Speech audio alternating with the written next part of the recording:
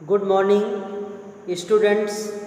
बच्चों, आज हम class 12 commerce plus arts, commerce और आर्ट्स दोनों क्लास के विद्यार्थियों के लिए है विषय अर्थशास्त्र। पिछले वीडियो में बच्चों हमने पाठ 4 उत्पादन फलन के संबंध में अध्ययन किया था। उसी उत्पादन फलन के बारे में आज आगे एक बार और हम पढ़ेंगे। उत्पादन फलन के प्रकार। बच्चों, हम पढ़ेंगे उत्पादन फलन के प्रकार। तो उत्पादन फलन के प्रकारों में पहला फलन होता है अल्पकालीन उत्पादन फलन। बच्चों, अल्पकालीन उत्पादन फलन में समयावधि कम होती है, जिसके कारण सभी साधनों में परिवर्तन कर पाना एक उत्पादक के लिए संभव नहीं रहता। अल्पकाल उत्पादन फलन में उत्पादन के कुछ साधनों की मात्रा को स्थिर रखा जाता है तथा अन्य परिवर्तनशील साधनों में परिवर्तन किया जाता है। चूँकि अल्पकालीन उत्पादन फलन में उत्पादन के कुछ साधन स्थिर तथा कुछ परिवर्तनशील होते हैं, अतः इसे परिवर्तनशील अनुपातों का नियम भी कहा जाता है। बच्चों, अब हम दूसरा फलन का प्रकार पढ़ेंगे, दीर्घकालीन उत्पादन फलन।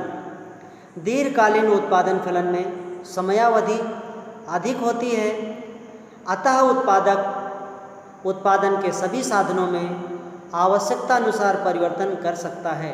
दीर्घकाल में उत्पादन का कोई भी साधन स्थिर नहीं होता है, अपितु सभी साधन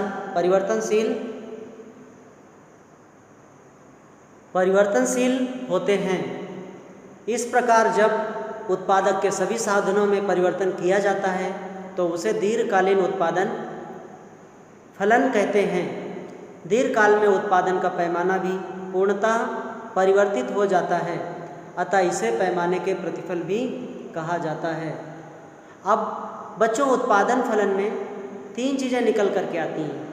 कुल उत्पादन, मतलब जिस चीज़ का उत्पादन किया जा रहा है सभी का जितना उत्पादन होगा उसको कहेंगे कुल उत्पादन।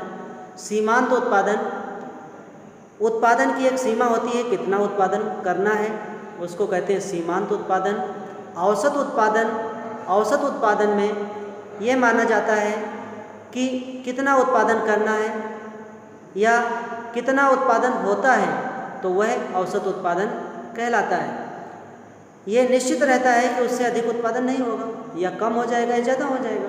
मान लीजिए किसी एक खेत में 1 एकड़ में 15 कुंटल गेहूँ निकलता है औसत, तो 16 कुंटल भी हो सकता है, 13-14 कुंटल भी हो सकता है, तो एक औसत उत्पादन होता है।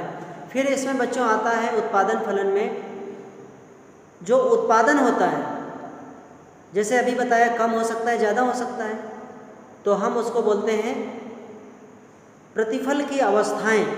प्रतिफल की अवस्थाएं भी 3 प्रकार की होती हैं, एक बढ़ता प्रतिफल, एक घटता प्रतिफल और एक समता प्रतिफल। उत्पादन में ये 3 चीज़ें आती हैं, या तो उत्पादन बढ़ेगा, या तो उत्पादन घटेगा, या तो उतना ही उत्पादन हो पाएगा। जैसे मान लीजिए कोई कंपनी है, एक कंपनी है, उसमें कारें बनती हैं, तो वहाँ पर टारगेट दे दिया जाता है 6 महीने में या साल भर में कितना माल बना के देना है। तो उस टारगेट के दौरान या तो माल ज़्यादा बन जाएगा या माल कम बनेगा या उतना ही बनेगा जितना पिछले वर्षों में बना था। जैसे अभी हमने उदाहरण दिया, मान लीजिए एक खेत में गेहूँ का उत्पादन होता है 1 एकड़ में, तो जैसे औसत निकलता है 15 कुंटल, तो पिछले वर्ष 15 कुंटल गेहूँ निकला और इस वर्ष भी, चालू वर्ष में भी 15 कुंटल गेहूँ का उत्पादन हुआ, तो ये क्या हो गया, समता प्रतिफल। और अगर 15 कुंटल की जगह पिछले वर्ष 15 कुंटल गेहूँ का उत्पादन हुआ था और इस वर्ष उत्पादन हो गया बढ़ के 16 कुंटल, तो ये क्या हो जाएगा, बढ़ता प्रतिफल। और अगर जैसे पिछले वर्ष उत्पादन हुआ था 15 कुंटल और इस वर्ष घट के हो गया 13 कुंटल, तो ये क्या हो जाएगा, घटता प्रतिफल। तो बच्चों, उत्पादन के प्रतिफल में 3 अवस्थाएं लागू होती हैं, बढ़ता प्रतिफल, घटता प्रतिफल और समता प्रतिफल। बच्चों, आज के वीडियो में बस इतना ही। Thank you, have a nice day.